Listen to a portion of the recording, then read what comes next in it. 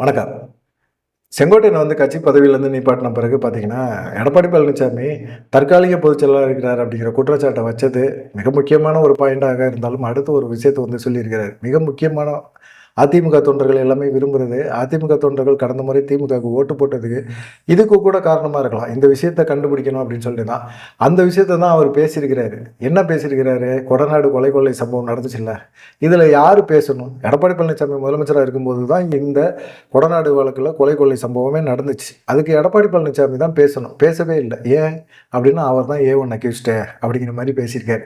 ஏன்னா கொடநாடு கொலை சம்பவத்தில் எடப்பாடி பழனிசாமிக்கு சாதகமாக செயல்பட்ட அந்த சம்பவங்களில் எடுத்துகிட்டு வந்த ஆவணங்களை எடுத்துகிட்டு வந்த கனகராஜ் தொடர்ந்து பார்த்தீங்கன்னா, அங்கே கம்ப்யூட்டர் ஆப்ரேட்டராக இருந்த ஒரு காவலாளி, இப்படி ஏகப்பட்ட பேர் இறந்து போயிட்டாங்க. இதுக்கெல்லாம் பதில் சொல்ல வேண்டியது எடப்பாடி பழனிசாமி. ஆனால் பதில் சொல்லாமல் சட்ட ரீதியாக நாங்கள் நடவடிக்கை எடுத்திருக்கோம் அப்படின்னு சொல்லிட்டு சில பேரை சாம்பிளாக சில பேரை கைது பண்ணாங்க.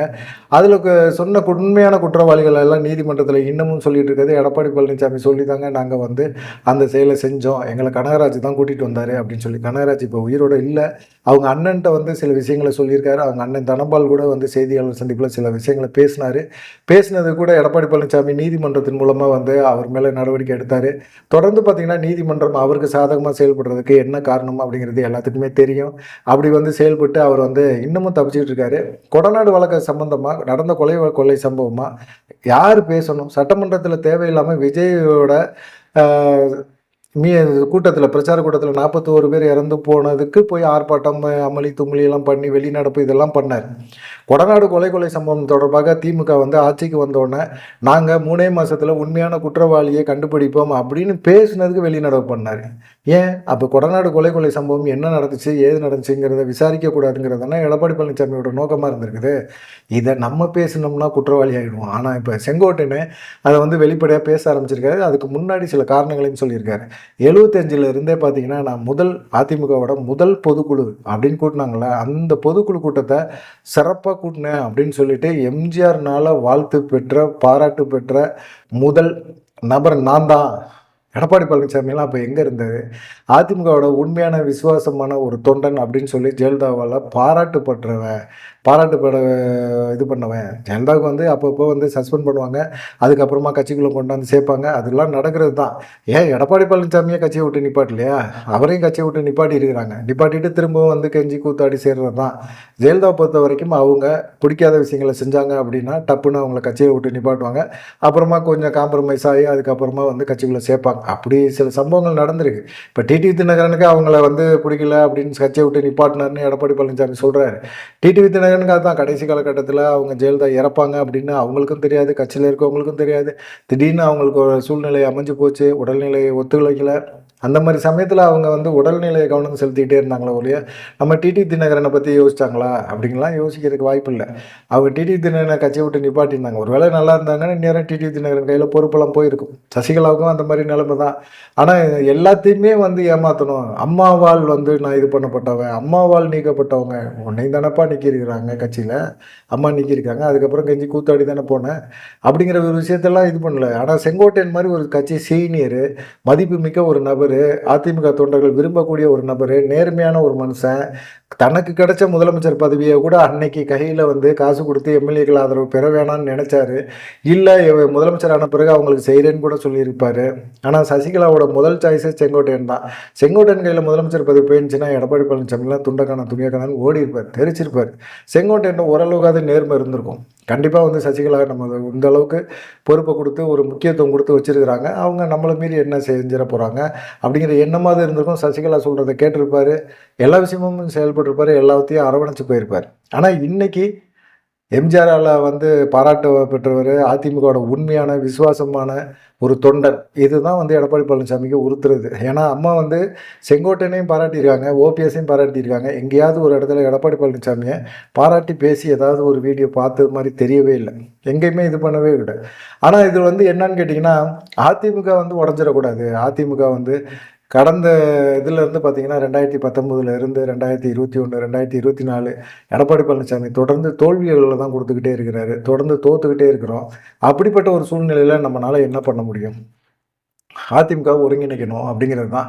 2026ல் அதிமுக தோக்கும் அப்படின்னு சொல்லி எல்லாருமே சொல்றாங்க. காரணம் வந்து சர்வே சொல்லுது. இவரே சர்வே எடுத்து வச்சிருக்கிறார் எடப்பாடி பழனிசாமி. கொங்கு பெல்ட்லயே வந்து அதிமுக வந்து மிகப்பெரிய ஒரு சரிவை சந்திக்கும் அப்படின்னு சொல்லி சொல்றாங்க. அப்படிங்கும்போது ஒருவேளை அதிமுக தோத்துது அப்படின்னா அதுக்கு காரணம் எடப்பாடி பழனிசாமி கூட இருக்கிறவங்க தான். இதை வந்து செங்கோட்டையன் உணர்ந்திருக்கிறார். ஏன் வேலுமணிக்கு தெரியாதா? இவருக்கு கேபி முனுசாமிக்கெல்லாம் அதை பற்றி கவலை கிடையாது. அதிமுக தோத்தாலும் சரி, ஜெயிச்சாலும் சரி, அவர் திமுகவோட ஒரு டையப் போட்டு கோரியாக வாங்கிக்கிட்டு அங்கிட்டு இங்கிட்டுன்னு பார்த்துட்டு ஒரு 2 பெட்ரோல் பங்கு வாங்கிக்கிட்டு அவர் பாட்டுக்கு வந்து சம்பாரிச்சுட்டு தான் இருப்பார். கட்சி அவருக்கு ஒரு பேனர், அவ்வளோதான். அந்த கட்சியை வச்சு சம்பாதிக்க முடியும்னா சம்பாரிச்சுக்குவார். அவருக்கு தேவை திமுகவோட ரகசிய உடன்பாடுகளில் இருக்கிறார்.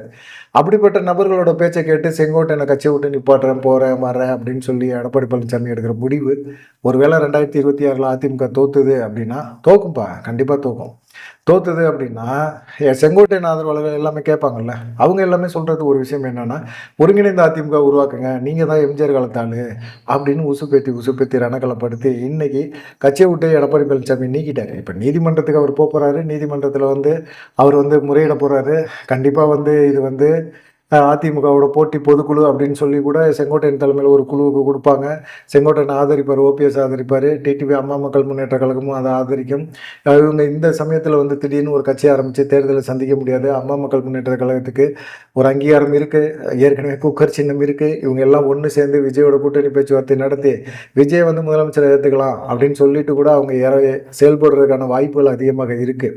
விஜயோட பேச்சுவார்த்தை நடத்திக்கிட்டு தான் இருக்கிறாங்க. கண்டிப்பாக விஜயோட வந்து 2026 தேர்தலில் வந்து கூட்டணி வச்சாங்க அப்படின்னா அதிமுக 4வது இடத்துக்கு போகும்.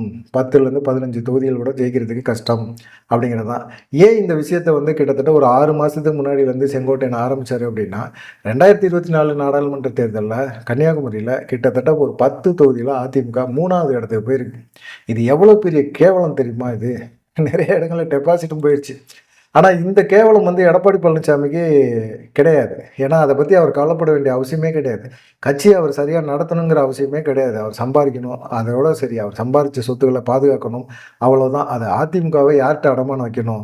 ஒன்று பாஜகட்ட அடமானம் வைக்கணுமா, வச்சிடலாம். எவ்வளோ வைக்கணும், எத்தனை பெர்சன்டேஜ் வைக்கணும்? ஒரு 60% வச்சிடலாமா, வச்சிடலாம். மீதி இருக்கிறத ஒரு 30% கொண்டு போய் திமுகவோட அடமானம் வச்சிடலாம். 10% நம்ம கையில் வச்சுக்கலாம். ஒரு 10 தொகுதி ஜெயிச்சா போதும், நானும் ஒரு தலைவர் அப்படின்னு சொல்லிக்கலாம் அப்படிங்கிற மாதிரி இருக்கிறார்.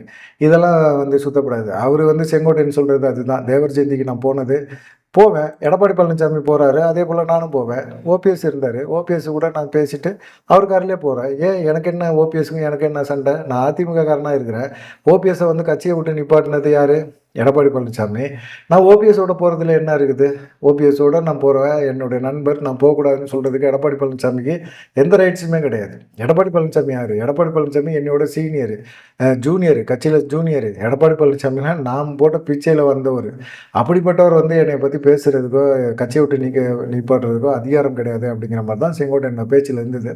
அதே போல் கொடநாடு கொள்ளை வழக்கில் வந்து பேசக்கூடிய நபர் பொதுச் செயலாளர்னு தன்னை சொல்கிற தற்காலிக பொதுச் செயலாளர் எடப்பாடி பழனிசாமி என்ன செஞ்சுருக்கணும்? பேசணும். ஆனால் பேசவே இல்லை. இது வரைக்குமே வாய் பேசவே இல்லை. அது ஜெயலலிதா வாழ்ந்த கோயில். அந்த கோயிலில் அப்படி ஒரு சம்பவம் நடந்திருக்கு. எடப்பாடி பழனிசாமி இது வரைக்கும் அது சம்மந்தமாக எங்கேயாவது குரல் கொடுத்துருக்காரா? சட்டமன்றத்தில் பேசியிருக்காரா? செய்தியாளர் சந்திப்பில் பேசியிருக்காரா? எங்கேயுமே இதில் யாரை பார்த்து திமுகவோட பி டீம்னு சொல்கிறாரு? உண்மையான பி டீம் இவர் தான். திமுகவோட பி டீம் தான். இவர் வந்து கொடநாடு கொலை வழக்க திமுக ஏன் நடவடிக்கை எடுக்கலைன்னு எங்கேயாவது பேச சொல்லுங்கள் பார்ப்போம். பேச மாட்டார் அப்படின்னு செங்கோட்டையன் இப்போ வாய் திறந்துருக்கிறார். எடப்பாடி பழனிசாமி தான் கொடநாடு கொலை வழக்கில் A1 அக்யூஸ்ட் அப்படிங்கிற குற்றச்சாட்டை செங்கோட்டையன் இன்னைக்கு துணிஞ்சு வச்சிருக்கிறார். இந்த துணிச்சலுக்கே பாராட்டலாம். ஏன்னா கண்டிப்பாக அவர் வந்து தற்காலிக பொதுச் செயலாளர் அப்படி இப்படின்னு சொல்கிற இந்த விஷயங்கள் எல்லாம் தாண்டி இன்றைக்கி கொடநாடு கொள்ளை வழக்கு தொடர்பாகவும் பேசியிருக்கிறார். அப்படிங்கும்போது கண்டிப்பாக வந்து இது மிகப்பெரிய அளவில் வந்து ஒரு பிரச்சனையை பஞ்சாயத்தை உருவாக்கும் அதிமுகக்குள்ள அப்படின்னு சொல்கிறாங்க. நீங்கள் என்ன நினைக்கிறீங்க அப்படிங்கிற ஒரு விஷயத்தை மறக்காமல் கமெண்ட் பண்ணிட்டு போங்க. நன்றி, வணக்கம்.